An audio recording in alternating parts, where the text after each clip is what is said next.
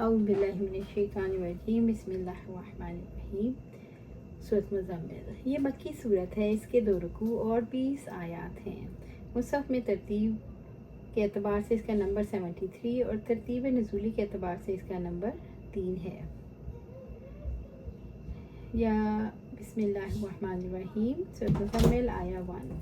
یا ایھا المزمل، اے چادر اوڑھنے والے۔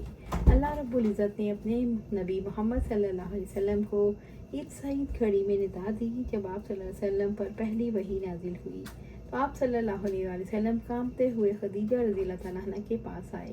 انہوں نے کہا زملونی زملونی، مجھے کپڑا اڑا دو، مجھے کپڑا اڑا دو۔ جس وقت یہ آیت نازل ہوئی تو آپ صلی اللہ علیہ وسلم چادر اوڑھ کر لیٹے ہوئے تھے۔ آپ صلی اللہ علیہ وسلم کی اسی حالت کو سامنے رکھتے ہوئے آپ صلی اللہ علیہ وسلم سے خطاب کیا گیا۔ یہ تذکرہ اس لیے بھی کیا گیا کہ اب چادر اوڑھ کر سونے کا وقت گیا۔ ام المومنین عائشہ رضی اللہ تعالیٰ عنہ سے روایت ہے کہ نبی صلی اللہ علیہ وسلم پر وحی کا ابتدائی دور اچھے سچے پاکیزہ خوابوں سے شروع ہوا۔ آپ صلی اللہ علیہ وسلم خواب میں جو دیکھتے وہ صبح کی روشنی کی طرح صحیح اور سچا ثابت ہوتا۔ پھر من جانب قدرت آپ صلی اللہ علیہ وسلم تنہائی پسند ہو گئے اور آپ صلی اللہ علیہ وسلم نے غار حرا میں خلوت نشینی اختیار فرمائی اور کئی دن اور رات وہاں مسلسل عبادت اور یاد الہی اور ذکر و فکر میں مشغول رہے، جب تک کہ گھر آنے کو دل نہ چاہتا تو توشہ ہمراہ لیے ہوئے وہاں رہتے۔ توشہ ختم ہونے پر ہی اہلیہ محترمہ خدیجہ رضی اللہ تعالیٰ عنہ کے پاس تشریف لاتے اور کچھ توشہ ہمراہ لے کر پھر وہاں جا کر خلوت گزی ہو جاتے۔ یہی طریقہ جاری رہا یہاں تک کہ آپ صلی اللہ علیہ وسلم پر حق منکشف ہو گیا اور آپ صلی اللہ علیہ وسلم غار حرا میں قیام پذیر تھے کہ اچانک جبرائیل علیہ السلام آپ صلی اللہ علیہ وسلم کے پاس حاضر ہوئے اور کہنے لگے اے محمد صلی اللہ علیہ وسلم پڑھو۔ تو آپ صلی اللہ علیہ وسلم فرماتے ہیں میں نے کہا میں پڑھنا نہیں جانتا۔ تو آپ صلی اللہ علیہ وسلم فرماتے ہیں فرشتے نے مجھے پکڑ کر اتنے زور سے بھینچا کہ میری طاقت جواب دے گئی، پھر مجھے چھوڑ کر کہا کہ پڑھو۔ میں نے پھر وہی جواب دیا میں پڑھا ہوا نہیں ہوں۔ اس فرشتے نے مجھ کو نہایت ہی زور سے بھینچا کہ مجھ کو بہت سخت تکلیف محسوس ہوئی، پھر اس نے کہا پڑھ۔ میں نے کہا میں پڑھا ہوا نہیں ہوں۔ فرشتے نے تیسری بار مجھ کو پکڑا اور تیسری مرتبہ پھر مجھ کو بھینچا، پھر مجھے چھوڑ دیا اور کہنے لگا پڑھو اپنے رب کی مدد سے جس نے پیدا کیا اور انسان کو خون کی پھٹکی سے بنایا، پڑھو اور آپ کا رب بہت ہی مہربانیاں کرنے والا ہے۔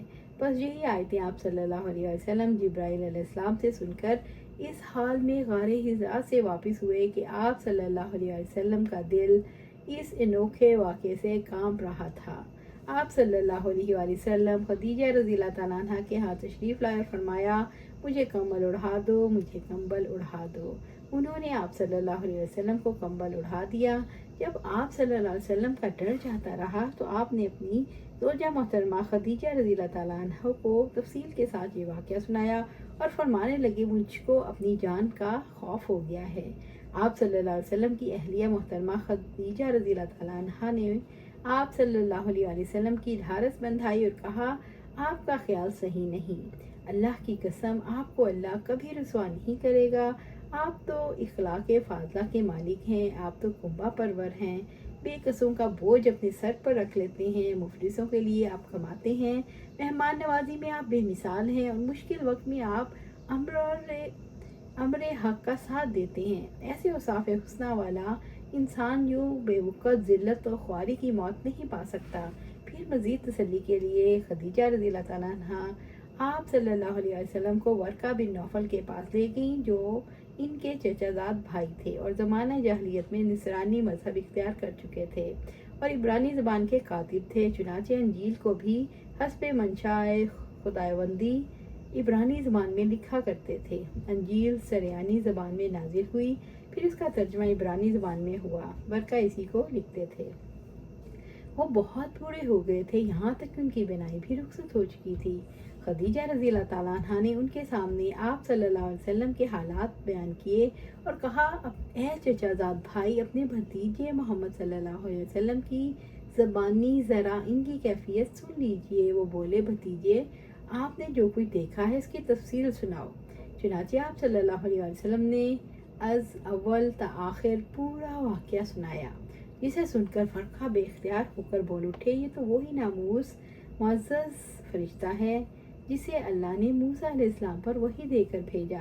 काश मैं आपके इस अहद नबूवत के शुरू होने पर जवान उम्र होता, काश मैं इस वक्त तक जिंदा रहता जबकि आपकी कौम आपको इस शहर से निकाल देगी। आप सल्लल्लाहु अलैहि वसल्लम ने ये सुनकर ताज्जुब से पूछा, क्या वो लोग मुझको निकाल देंगे, हालांकि मैं तो उनमें सादिक और अमीन मकबूल हूँ। वर्का बोला, हाँ ये सब कुछ सच है, मगर जो शख्स भी आपकी तरह अमरे हक लेकर आया, लोग उसके दुश्मन हो गए। अगर मुझे आपकी नबूवत का वो ज़माना मिल जाए तो मैं आपकी पूरी पूरी मदद करूँगा। मगर वर्का कुछ दिनों के बाद इंतकाल कर गए। फिर कुछ अर्सा तक वही की आमद मौकूफ़ रही। नबी सल्लल्लाहु अलैहि वसल्लम को हुक्म दिया गया कि रात में कंबल लपेटकर सोना छोड़ दें और इज़्ज़त और जलाल वाले रब के सामने शब-ए-दार रहें। अल्लाह सुब्हानहू व तआला से दुआ है हमें कुरान सुन्नत पर अमल करने की तौफीक दे, उस पर जमा दे और जन्नतुल फिरदौस के आला मकाम पर अपने पास घर अता फरमाए।